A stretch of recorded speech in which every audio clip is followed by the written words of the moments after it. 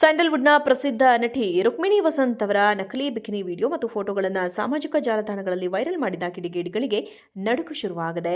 ಈ ಖಾತೆಗಳ ವಿರುದ್ಧ ಬೆಂಗಳೂರಿನ ಸೈಬರ್ ಕ್ರೈಂ ಪೊಲೀಸ್ ಠಾಣೆಯಲ್ಲಿ ಎಫ್ಐಆರ್ ದಾಖಲಾಗಿದೆ. ಕೃತಕ ಬುದ್ಧಿಮತ್ತೆ ಹಾಗೂ ಡೀಪ್ ಫೇಕ್ ತಂತ್ರಜ್ಞಾನವನ್ನು ಬಳಸಿ ಬೇರೊಬ್ಬರ ದೇಹಕ್ಕೆ ತಮ್ಮ ಮುಖವನ್ನು ಜೋಡಿಸಿ ನಕಲಿ ದೃಶ್ಯಗಳನ್ನು ಸೃಷ್ಟಿಸಲಾಗಿದೆ ಎಂದು ನಟಿ ದೂರು ನೀಡಿದ್ದರು.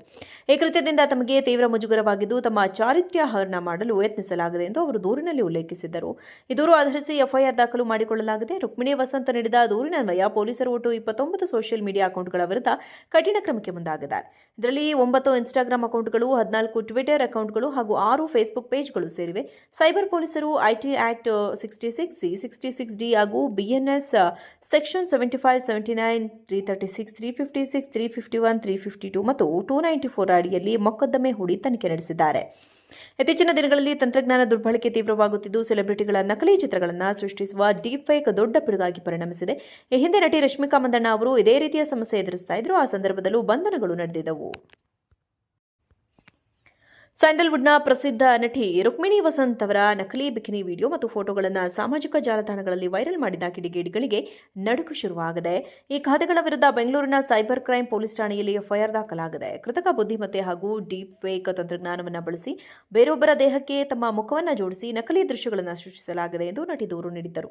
ಈ ಕೃತ್ಯದಿಂದ ತಮಗೆ ತೀವ್ರ ಮುಜುಗರವಾಗಿದ್ದು ತಮ್ಮ ಚಾರಿತ್ರ್ಯ ಹರಣ ಮಾಡಲು ಯತ್ನಿಸಲಾಗಿದೆ ಎಂದು ಅವರು ದೂರಿನಲ್ಲಿ ಉಲ್ಲೇಖಿಸಿದ್ದರು. ಈ ದೂರು ಆಧರಿಸಿ ಎಫ್ಐಆರ್ ದಾಖಲು ಮಾಡಿಕೊಳ್ಳಲಾಗಿದೆ. ರುಕ್ಮಿಣಿ ವಸಂತ್ ನೀಡಿದ ದೂರಿನನ್ವಯ ಪೊಲೀಸರು ಒಟ್ಟು 29 ಸೋಷಿಯಲ್ ಮೀಡಿಯಾ ಅಕೌಂಟ್ಗಳ ವಿರುದ್ಧ ಕಠಿಣ ಕ್ರಮಕ್ಕೆ ಮುಂದಾಗಿದ್ದಾರೆ. ಇದರಲ್ಲಿ 9 ಇನ್ಸ್ಟಾಗ್ರಾಂ ಅಕೌಂಟ್ಗಳು, 14 ಟ್ವಿಟರ್ ಅಕೌಂಟ್ಗಳು ಹಾಗೂ 6 ಫೇಸ್ಬುಕ್ ಪೇಜ್ಗಳು ಸೇರಿವೆ.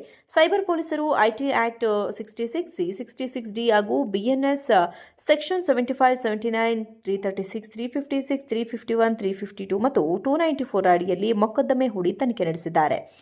ಇತ್ತೀಚಿನ ದಿನಗಳಲ್ಲಿ ತಂತ್ರಜ್ಞಾನ ದುರ್ಬಳಕೆ ತೀವ್ರವಾಗುತ್ತಿದ್ದು ಸೆಲೆಬ್ರಿಟಿಗಳ ನಕಲಿ ಚಿತ್ರಗಳನ್ನು ಸೃಷ್ಟಿಸುವ ಡೀಪ್ ಫೇಕ್ ದೊಡ್ಡ ಪಿಡುಗಾಗಿ ಪರಿಣಮಿಸಿದೆ. ಈ ಹಿಂದೆ ನಟಿ ರಶ್ಮಿಕಾ ಮಂದಣ್ಣ ಅವರು ಇದೇ ರೀತಿಯ ಸಮಸ್ಯೆ ಎದುರಿಸ್ತಾ ಇದ್ರು. ಆ ಸಂದರ್ಭದಲ್ಲೂ ಬಂಧನಗಳು ನಡೆದಿದ್ದವು.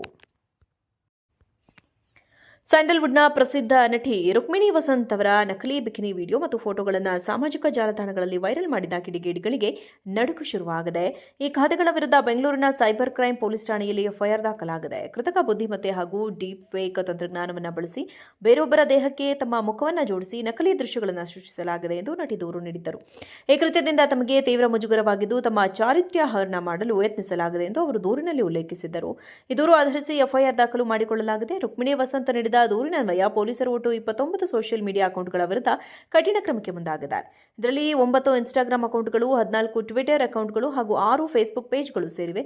ಸೈಬರ್ ಪೊಲೀಸರು ಐಟಿ ಆಕ್ಟ್ 66C, 66D ಹಾಗೂ ಬಿಎನ್ಎಸ್ ಸೆಕ್ಷನ್ 75, 79, 336, 356, 351, 352 ಮತ್ತು 294 ಅಡಿಯಲ್ಲಿ ಮೊಕದ್ದಮೆ ಹೂಡಿ ತನಿಖೆ ನಡೆಸಿದ್ದಾರೆ.